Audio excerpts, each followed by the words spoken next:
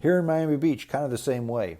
A lot of places that I used to like to go to are closed. One year we stayed at the Royal Palm Hotel, and it was a nice restaurant next door that we ate breakfast at every morning. It's closed. Lario's, a restaurant owned by Gloria Stefan, Cuban fare, closed. The News Cafe, that was the restaurant that Johnny Versace used to like to go to every morning to get his paper and have his coffee before he was shot on his steps of his house on Ocean Boulevard. Closed. The Richmond Hotel, that's one of the last mom and pop owned boutique hotels where we used to like to stay. It's closed. It was bought and is being rehabbed by a New York City real estate developer. Now, you can't blame them. The family was owned by the Herbert family for 3 generations. The 3rd generation thought, you know what? I don't want to run a stupid hotel. And when a New York rehabber offered them $88 million for it, they took the money and ran. I mean, why not? If they have $88 million, they're done working. They'd have never made that money running that old hotel because that hotel was done. It was... If I had to guess, I would say that thing has probably had not been rehabbed in at least 50 years. I mean, at least 50 years. So they're going to buy it for $88 million. They gutted it. The old hotel is going to be turned into a new hotel. The owners cashed out, and you can't blame them. Things change. The business of doing business. Risk versus return. Now, of the businesses that closed, how could anybody? I mean, South Beach was just an ATM for businesses. The place was always packed. People always had money. They spent money like it was going out of style. This place is never going to shut down. Even if we have a hurricane, okay, it shuts down for a week or two. We clean it up. It's business as usual, okay? Who foresaw a worldwide pandemic that would shutter hotels and restaurants for almost 2 years? Who saw that? Nobody.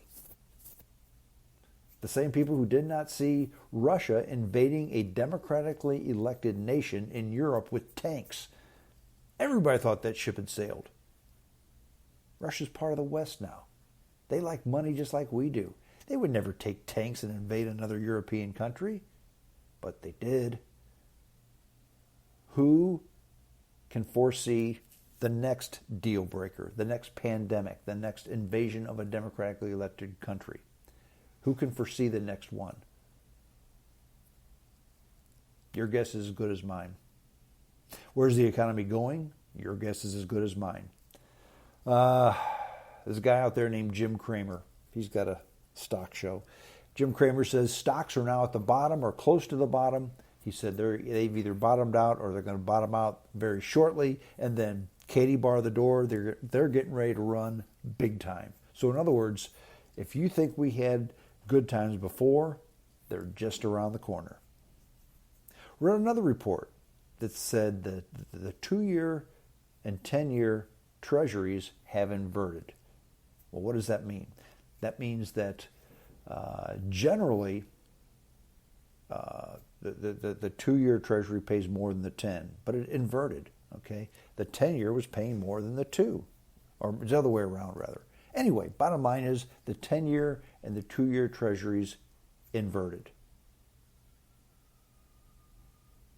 And that almost always means a recession is just around the corner. Now, who's right? Who's wrong?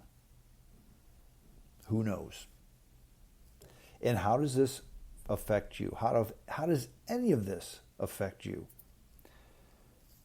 Well, if you hope to retire, if you ever hope to retire well, if you ever hope to stop working and do the fun stuff in life, the stuff you always dreamed about doing, you need investments.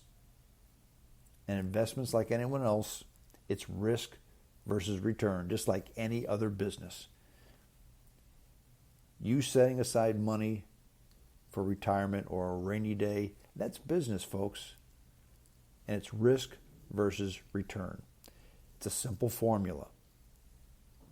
Like anything else, it's simple. risk versus return. Now, the implementation is not easy, like anything else.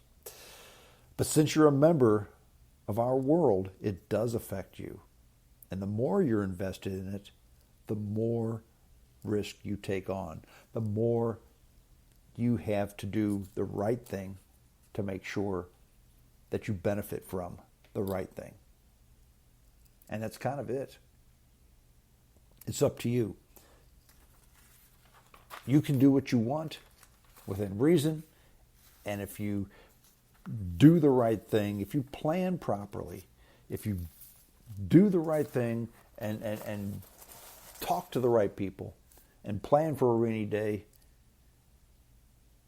and limit your risk, then you too can perhaps take a breath, sit back, and enjoy the good life. Well, that's it. I'm done. I'm going to wrap this up and go back out to the beach. It's very nice out there. JamesStrongShow@hotmail.com. That's the email address, JamesStrongShow@hotmail.com. All one word. You can look for me any place you get podcasts, of course. Apple Podcasts, Spotify, iHeartRadio, or Spreaker.com. The easiest way, though, send your email to my email. Send an email to JamesStrongShow@hotmail.com. I will put you on the list, and I will go ahead and send you a link to the podcast upon publication. That's it. I'm done. Until next time, this is James Strong saying, adios.